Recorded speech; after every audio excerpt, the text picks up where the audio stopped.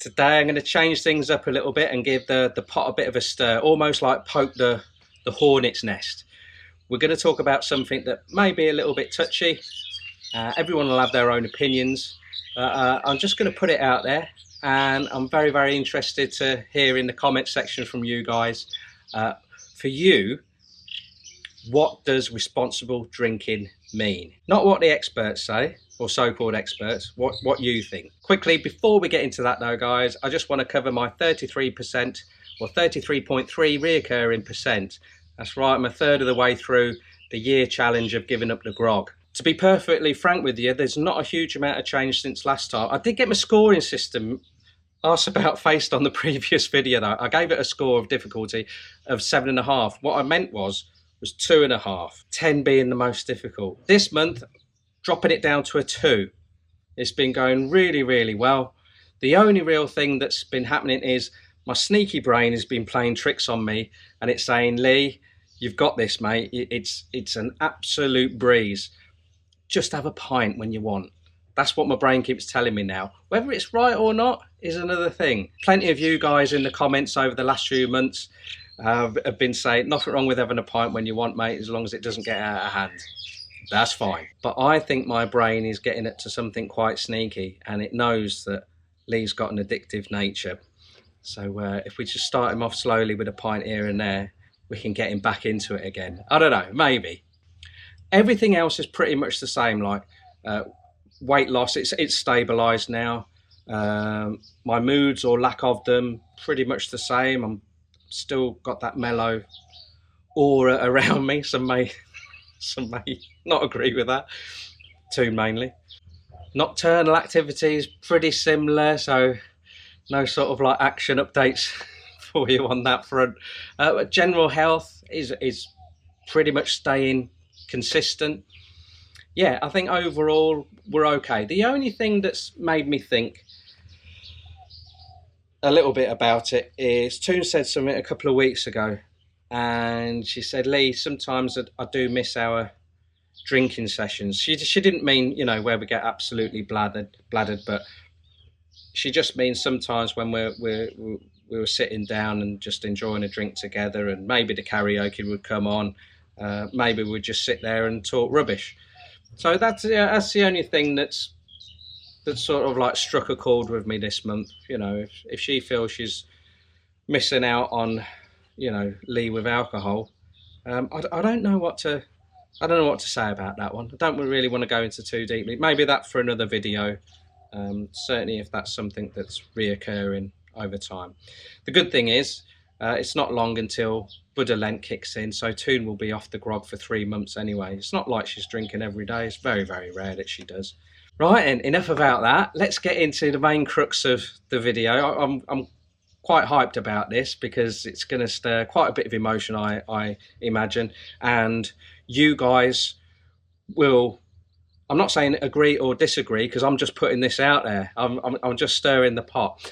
But we all have different concepts of what responsible drinking is. And when I say responsible drinking, I don't mean like you're in the pub with your mates and it's your time to get the round in. That, don't get me wrong, that is a huge responsibility. Well, it certainly was for me back in my single days out with the lads on a Friday, Saturday night. You know, if you didn't get your round in, you were neglecting your responsibility. So I've got a list of 10 things to bring up here. In no particular order then, here's number 1. Does drinking responsibly mean that as long as you don't fall over rotten drunk and smack your swede on the pavement, that you've been responsible? You're still in control of your, we'll say, bodily functions. I did have a mate who used to shit himself from time to time when he overdid it. So is that for you, drinking responsibly? You can still function, you know, while you're drinking, or just after you're drinking, or are you totally out of control of your limbs? Number 2, someone mentioned in a previous video in the comment section that they felt that they were a functioning alcoholic, and I thought that was a fantastic phrase, because over the years I've known quite a few people that are on it every single night, and I'm not talking about just a couple of social pints here and there. I'm talking about full on it. They finish work straight to the boozer before they've had anything to eat, and 10 pints to them a night, not a problem at all. And yet they were still able to go to work the next day and do their job. Now I have got one guy, and of course I would never mention him because he's had a breakdown anyway. I'll cut that out. Hey, I'm not naming him. Yeah, he was never late for work. He would tip up. He would do his hours. So on a timesheet, it would look fine. However, I watched his standard of work, and it wasn't that great, guys. But he was under the radar. He was holding down, in my book, being an alcoholic, and doing his hours. Could he have been better at his job if he wasn't drinking? In my opinion, a lot better. Energy levels and just caring more, I think. I'm not saying that if you're an alcoholic, you don't care, but it's touchy, isn't it? It's really touchy. So the last little bit on that is, if you're a functioning alcoholic, are you drinking responsibly? In my book, no, because you could function even better if you weren't. Here's one that may seem a bit of a giggle, and you could laugh it off. Oh mate, you look rough on the Sunday morning. Did you have a late one? Yeah, I overdid it, mate. I had 8 pints. Wasn't sick though. Sometimes people use it, and I have in the past. Oh, I haven't got a hangover. Oh, I haven't shook my ring up. Was I drinking responsibly? Certainly not in my book. You may well not be sick, but if you feel as rough as old dogs the next morning, then yeah, I think you've overdone it. Certainly if you've soiled yourself, which I had a friend which did it. No, I can't tell you. Number 4. What about if drinking alcohol makes you loud? Maybe aggressive as well. And I'm not talking about fisticuffs. I know that could be an issue. Certainly if you're getting into regular scrapes on a weekend when you're drinking, then you're definitely drinking irresponsibly in my book, and I dare say you think the same. But when I say aggressive, it goes hand in hand with loudness. I know not just because someone's loud it automatically means they're aggressive, but to put it into context, maybe this may explain it a little bit better. What I'm thinking is, if you're in a room and everyone's drinking, the volume goes up. We all know that. Do you find it an aggressive atmosphere? Probably not. So for me, the lads from the rugby club, you're out on a Friday and Saturday. Shouldn't really. If it was a league game, yeah, we'd still go out on a Friday night before we played on the Saturday. It's probably why I never made it, really. But what about if you're in a room that's mixed in terms of people drinking? You'll have your hardcores, won't you, where they're on it, they're focused, they're on a mission. You'll have your ones that are just maybe out with the missus and towing the line, just having a couple of shandies, and then they'll, in all likelihood, there's someone hiding in the corner that isn't drinking. When you don't drink and you're in a room of drinkers, it is totally different, and I dare say a lot of you have been in that situation. For me, not so many times, so it is always a bit of an eye-opener when I'm in that environment and I haven't got a drink.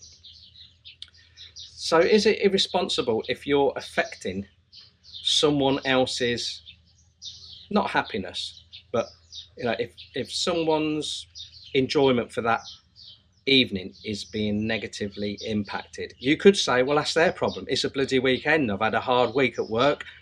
I'm getting hammered. If you don't like it, get out the boozer. Fair dues. I'm just stirring the pot.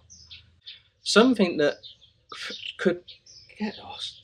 Something that could be looked upon in the short-term effects of drinking irresponsibly, or something that could stretch over many years of being a drinker, and it's depression. Now, this could be a video in its own right, I appreciate that.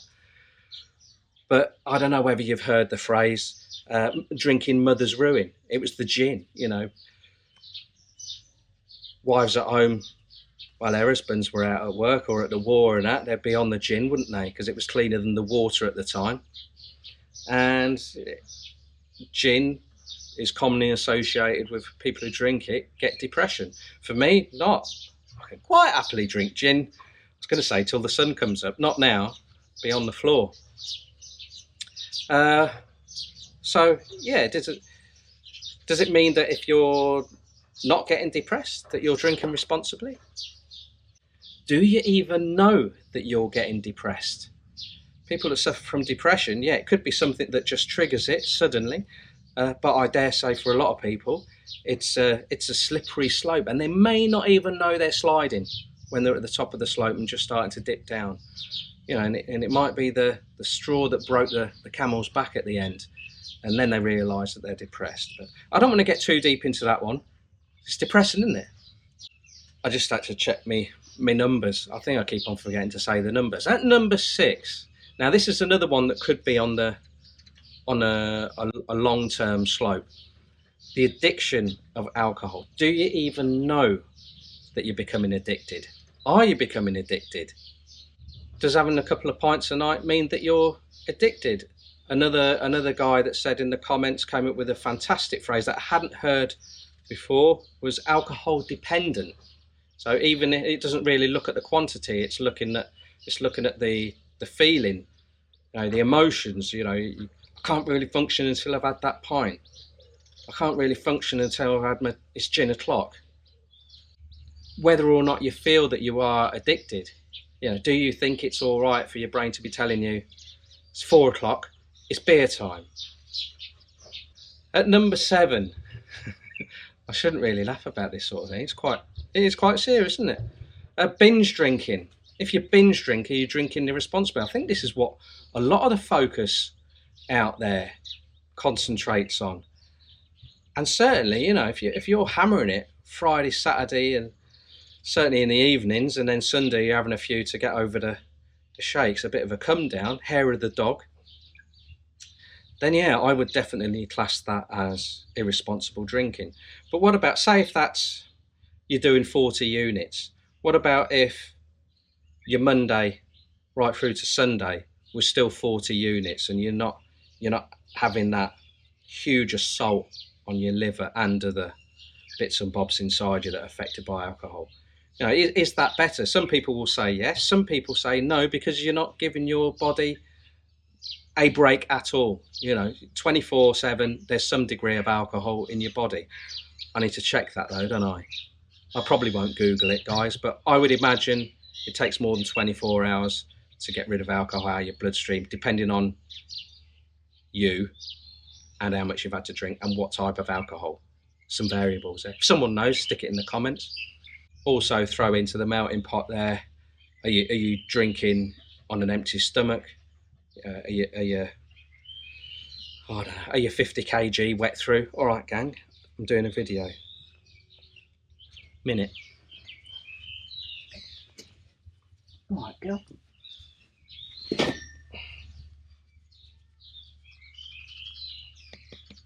That's enough.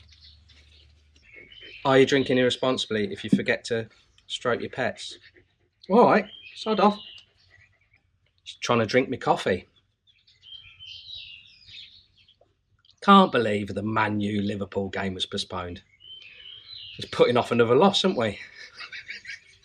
Number 8, being responsible for your actions. And what I mean by this now is, you know, of course it's drinking irresponsibly if you've roughed someone up. I mean, when I was in my late teens, early 20s and single, and I was out with my mates every Friday, Saturday night. That's why I gave up fishing for a few years, just going out and having a good time. And I don't normally do that, but supposedly having a good time.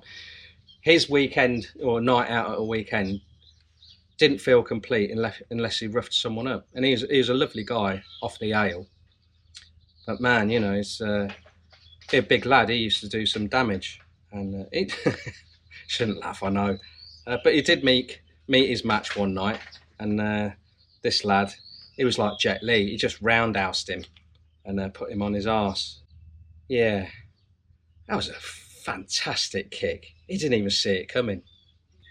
Yeah, he looked a bit silly one night as well.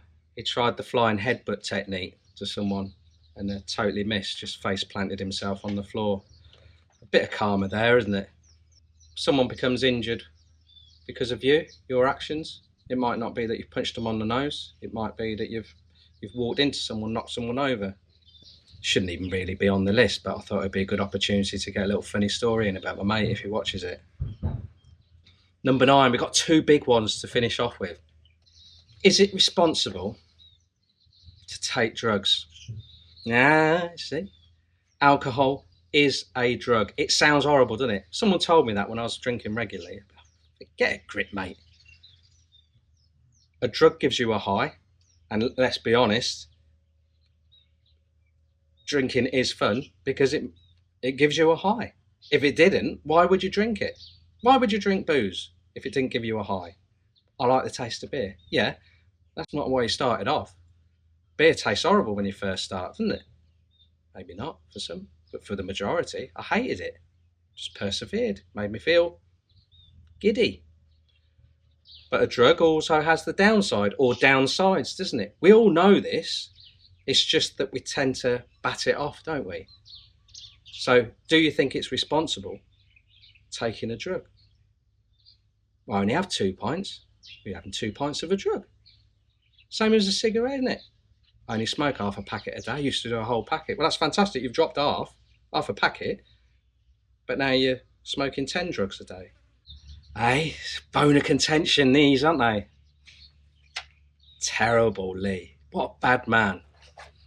But I think these are points and questions that I'm raising. They're getting into, if they're stirring the emotions of you, I think that's a good thing, isn't it? It could stir you one way and it could stir you another way. You could be very, very protective because you think you've got your drinking nailed down. And you think, no way, that's just part of my life. I enjoy it. And there's no problem. My work isn't affected. My family life isn't affected. I don't go and punch anyone. I don't crap myself. I don't chuck my ring up. That's fine. I'm just thinking out loud on what some of you others may be looking at and considering. Are you drinking responsibly? If you don't murder someone. Now, bear with me. The majority of murders that take place in the world these days are related to the consumption of alcohol. Or how could I phrase that a little bit better, Lee? I don't want to get this wrong. The majority of murders in the world these days take place where the consumption of alcohol has occurred. That's it, I think so. Most deaths that occur in the modern world take place where the consumption of alcohol has occurred. These aren't me making it up. Unless Google's got it badly wrong. They're horrific figures. If you don't believe me, start tapping away. Murders, deaths, alcohol. It's all there, guys. We're going to now go to 10C, and this is the last one. If you haven't killed anyone and you're still alive and you consume alcohol, does that now mean that you drink responsibly?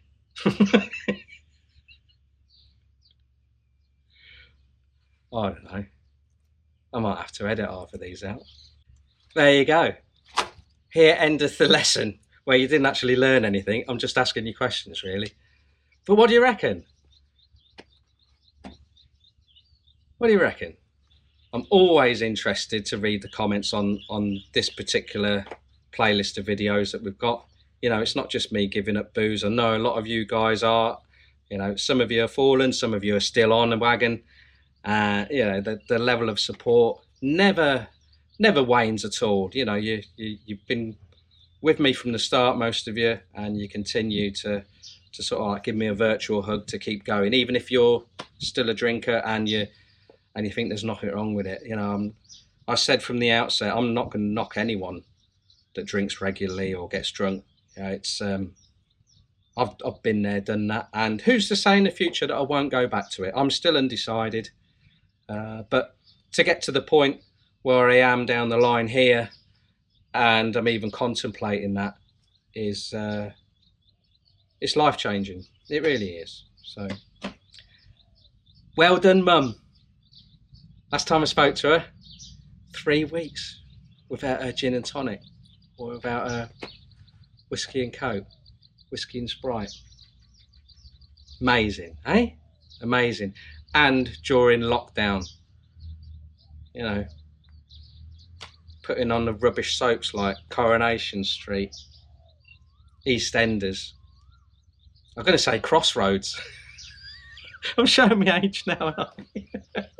I do miss Benny though, and his hat. Don't take things too seriously. I know these things evoke a lot of emotion, and I'm not questioning anyone. Well, I am, and I'm saying, what do you think? Just carry on what you're doing, but maybe just give it a little bit of thought, eh? Last but not least, what do you reckon to the t-shirt? Another one that I have to give credit to my sister for. Brilliant. See, not all my tops are Pierre Cardin, or however you pronounce it, and that honestly was out of a charity shop in the UK before I came back to the farm. I thought, do you know what? I'm going to look absolutely fung thing. I'm going to wear a Pierre Cardin top on the farm. It's got holes in it now. Gang, you knocked me flipping 33.3 reoccurring percent off my veranda. All right, jog on.